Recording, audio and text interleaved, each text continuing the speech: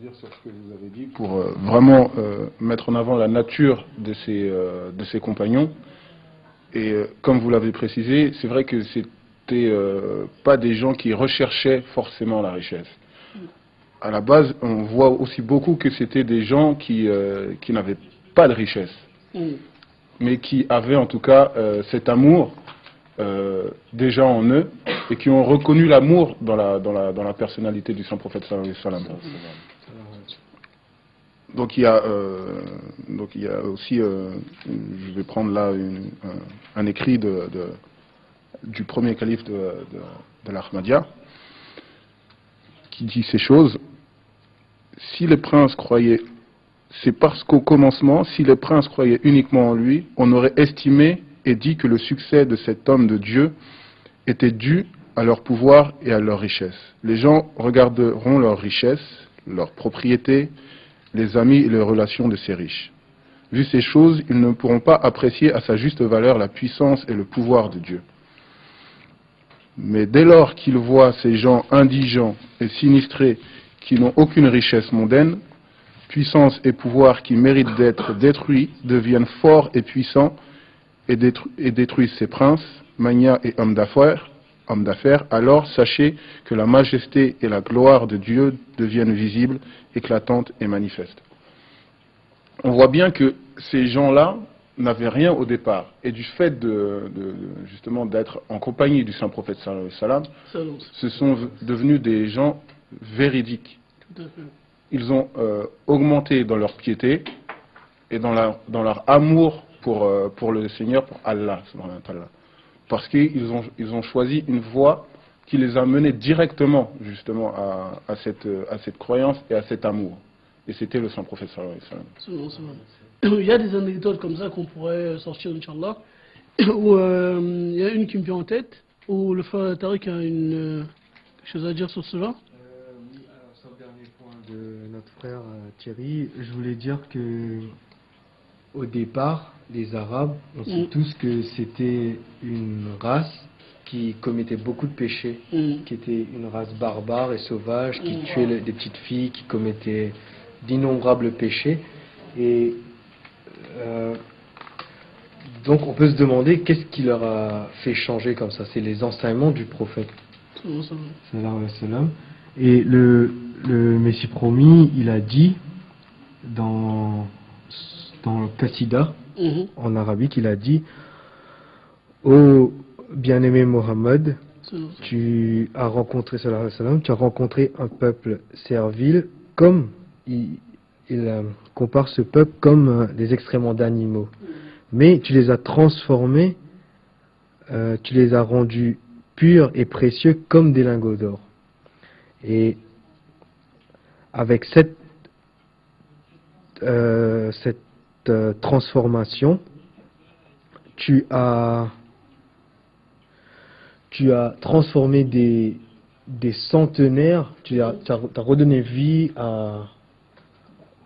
aux morts, voilà. Et qui peut s'enorgueillir d'avoir fait une telle chose à part le Saint-Prophète? Il y a une histoire une anecdote qui me vient en tête. C'est une histoire que tout le monde connaît, très très célèbre dans l'histoire de ça, elle fait sourire, et elle montre la relation aussi affectueuse que Rasulullah sallallahu alayhi wa sallam avait avec ses compagnons. Un jour, il y avait Abu Huraira, que vous devez connaître cette histoire. Il cite lui-même, il raconte l'histoire, et il disait qu'un jour, il n'avait pas mangé pendant 3 jours. Il avait très très faim.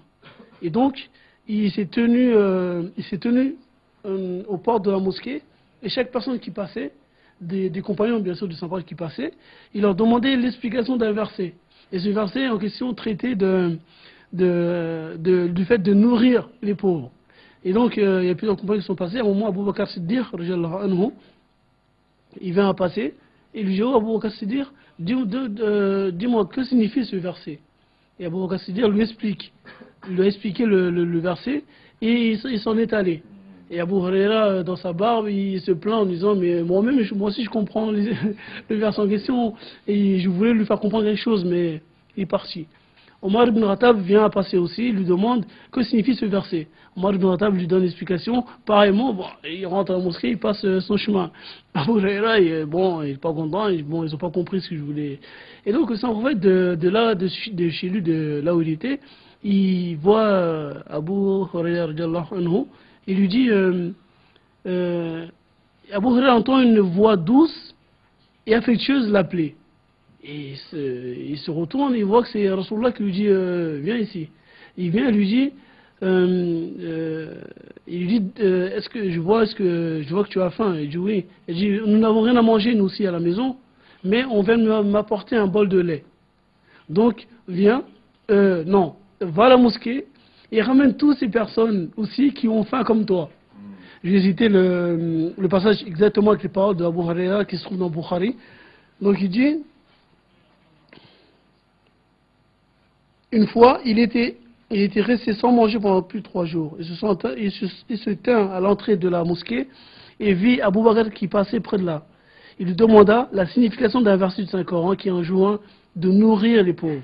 Abu Bakr lui expliqua et s'en alla. En regardant cet incident, Abu Huraira s'indignait et disait que lui aussi comprenait le Saint-Coran aussi bien qu'Abu Bakr. Son but, en lui demandant de lui expliquer le sens du verset, était qu'Abu Bakr puisse deviner qu'il avait faim et qu'il lui donne à manger. Peu après, Omar ibn Khattab passa par là. Et Abu Huraira demanda à lui aussi de lui expliquer le sens de ce verset. Et donc, Omar également lui expliquait son Allah. Abu Huraira, comme tous les compagnons du Saint-Prophète, répugnait à faire une demande directe. Et quand il s'aperçut que ces tentatives indirectes pour attirer l'attention sur sa condition avaient échoué, il commença à se sentir très faible. Sur cela, il entendit appeler son nom d'une voix douce et tendre. Regardant du côté d'où venait cette voix, il vit que le Saint-Prophète sallallahu alayhi wa sallam regardait par une fenêtre de sa maison et qu'il souriait. Il demanda à Abu Huraira, as-tu faim? À quoi ce dernier répondit, en vérité, Ya Rasulullah, ô messager d'Allah, j'ai faim. Le Saint-Prophète dit, il n'y a rien à manger chez toi, il n'y a rien à manger chez nous non plus. Mais quelqu'un vient de nous apporter un bol de lait. Il dit, va à la mosquée, voir s'il y en a d'autres qui ont faim comme toi. Poursuivant son récit, Abu Huraira continue, il raconte, il dit, je cite ses propres mots, j'ai pensé en moi-même que j'avais assez faim pour consommer tout le lait contenu dans le bol. Et pourtant, le prophète m'avait demandé d'inviter toute autre personne qui pourrait être dans le même cas que moi. Ce qui voulait dire que j'aurais bien peu de lait. Mais je devais exécuter les ordres du prophète. Il me rendit donc à la mosquée. J'y trouvais 6 personnes assises là, que j'emmenais avec moi à la porte du prophète. Il remit le bol de lait dans les mains de l'un d'eux et lui demanda de boire.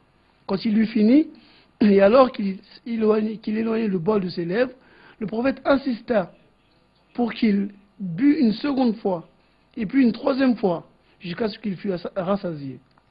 De la même façon, il insista pour que chacun des 6 personnes se rassasiât du lait. Chaque fois qu'il demanda à quelqu'un de boire, je craignais qu'il n'en restât que peu pour moi. Quand les 6 personnes eurent bu du lait, le prophète sallallahu alayhi wa sallam me donna le bol et je vis qu'il était plein de lait. Dans mon cas aussi, il insista et me fit boire 2 ou 3 fois jusqu'à satiété. Et finalement, il but le reste lui-même, rendit grâce à Dieu et renferma sa porte. Donc c'est dans le livre Bukhari.